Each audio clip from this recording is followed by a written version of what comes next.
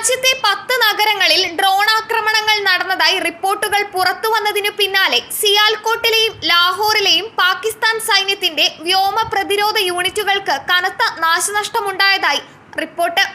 26 പേരുടെ മരണത്തിനിടയാക്കിയ പഹൽഗാം ഭീകരാക്രമണത്തിന് മറുപടിയായി സിന്ദൂർ എന്ന പേരിൽ നടത്തിയ ഓപ്പറേഷനിൽ ഇന്ത്യ പാകിസ്ഥാനിലെ ഭീകര ക്യാമ്പുകൾ ആക്രമിച്ചതിന് തൊട്ടു പിന്നാലെയാണ് ഈ സംഭവം.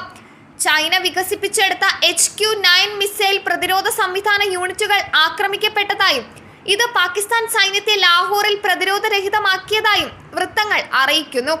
ലാഹോറിന് പുറമെ ഗുജ്റൻവാല, റാവൽപിണ്ടി, ചക്വാൾ, ബഹവൽപൂർ, മിയാൻവാലി, കറാച്ചി, ചോർ, മിയാനോ, അറ്റോക്ക് എന്നിവിടങ്ങളിലും ഡ്രോൺ ആക്രമണങ്ങൾ നടന്നിട്ടുണ്ട്.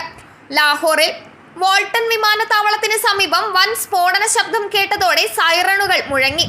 ആളുകൾ വീടുകളിൽ നിന്ന് പുറത്തേക്ക് ഓടിയെന്ന് റോയിറ്റേഴ്സും പ്രാദേശിക മാധ്യമങ്ങളും റിപ്പോർട്ട് ചെയ്തു.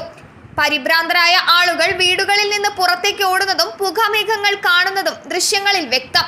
ലാഹോറിലെ ആഡംബരപൂർണമായ സെൻട്രൽ ബിസിനസ് ഡിസ്ട്രിക്റ്റിനോടും ലാഹോർ ആർമി കന്റോൺമെന്റിനോടും ചേർന്നാണ് ഈ പ്രദേശം. സിയാൽകോട്ട്, കറാച്ചി, ലാഹോർ വിമാനത്താവളങ്ങളിലെ വിമാന പ്രവർത്തനങ്ങൾ താൽക്കാലികമായി നിർത്തിവെച്ചതായി റിപ്പോർട്ടുകൾ പറയുന്നു.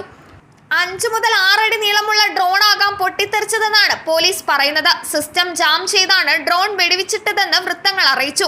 ഇതുവരെ ആളപായമോ സിവിലിയൻ അടിസ്ഥാന സൗകര്യങ്ങൾക്ക് നാശനഷ്ടമോ റിപ്പോർട്ട് ചെയ്തിട്ടില്ല. News desk മലയാളാക്ഷരം.